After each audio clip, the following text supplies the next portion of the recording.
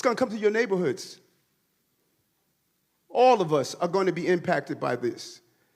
I said it last year when we had 15,000, and I'm telling you now with 110,000. The city we knew, we're about to lose. To wrap up the week, let's dive into a story that's shaking the Big Apple to its core. New York City is under siege. Not from aliens or Godzilla or weather that only kills the bad guys. No, we're talking about hundreds of thousands of illegal immigrants that have filled up the city. And before you clutch your pearls and scream at me for being just another crazy racist right-winger, these aren't my words. These are the words of New York City Mayor Eric Adams. We've turned this city around in 20 months. And then what happened? Started with a madman down in Texas decided he wanted to bus people up to New York City. 110,000 migrants. We have to feed, clothe, house, educate the children, wash their laundry sheets, give them everything they need, health care.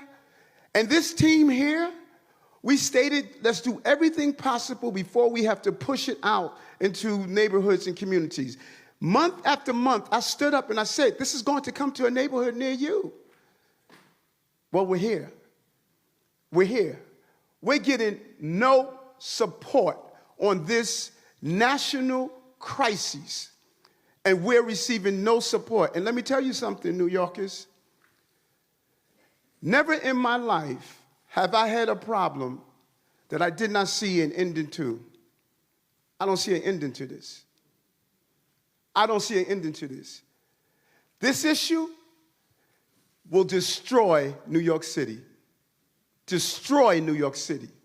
We're getting 10,000 migrants a month. One time we were just getting Venezuela. Now we're getting Ecuador. Now we're getting Russian-speaking coming through Mexico. Now we're getting Western Africa. Now we're getting people from all over the globe have made their minds up that they're going to come through the southern part of the border and come into New York City. And everyone is saying it's New York City's problem. Every community in this city is going to be impacted. We got a $12 billion deficit that we're going to have to cut. Every service in this city is going to be impacted. All of us. And so I say to you, as I turn it over to you, this is some of the most educated, some of the most knowledgeable, probably more of my commissioners and deputy commissioners and chiefs live in this community. So as you ask me a question about migrants, tell me what role you played. How many of you organized to stop what they're doing to us? How many of you were part of the movement to say, we're seeing what this mayor is trying to do, and they're destroying New York City? It's going to come to your neighborhoods. All of us are going to be impacted by this. I said it last year when we had 15,000, and I'm telling you now with 110,000. The city we knew, we're about to lose. Just wait until they decide to build a wall. Also, I don't really understand why he's worried about a deficit larger than AOC student loan debt. Why don't they just forgive it? Of course, he'll say things like, we're all in this together, but because he's a Democrat, he's really only talking about Democrats. So he's got to find a Republican to blame. This time, he's pointing fingers at Texas Governor Greg Abbott, saying that this is all because he dared to bus migrants from the border to New York. But this is the same New York that was proud to declare itself a sanctuary city right up until they actually had to live with the consequences. Why do Democrats in blue areas far from the border only care about immigration policy when it's their towns and cities falling apart? Now, it's fair to say that the numbers are staggering. We're talking about 110,000 illegal immigrants who've arrived in New York City since last spring. So staggering that the hosts of The View are tearing out their hair extensions over what's happening right now.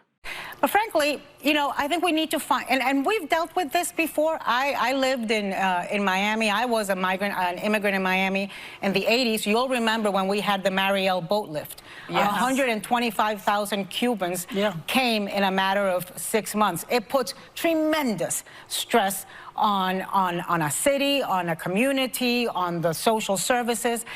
They need to be resettled elsewhere. They need to spread out. We're this massive country. Well, and it's only going to get worse with global warming and climate change because people can't live in certain parts of this world. But millions have crossed the border since Biden took office. Would Eric Adams care if these hundreds of thousands of people were just left in Texas? Does The View care about the made-up victims of climate change if they're left in Arizona or Florida? Of course not. Because Democrats love to push themselves as the empathetic, welcoming, giving ones, but only when they're being empathetic, welcoming, and giving with other people's time, effort, and money. Just like they did in Martha's Vineyard, that kindness goes straight out the window the second someone ruins their day or gets in the way of their favorite bagel shop, or worst of all, costs them money. When it's our problem they caused, they couldn't care less. When it's their problem, suddenly we're all in this together. Maybe the people of New York need to wake up and realize this is actually what they voted for. It's time they lived with it.